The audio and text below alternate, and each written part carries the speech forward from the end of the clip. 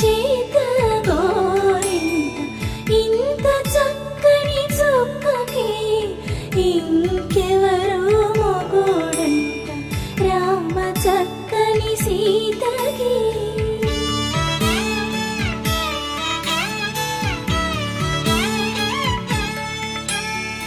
ఉడత వీపున వేలు విడిచిన పుడమియల్లుడు రాముడే,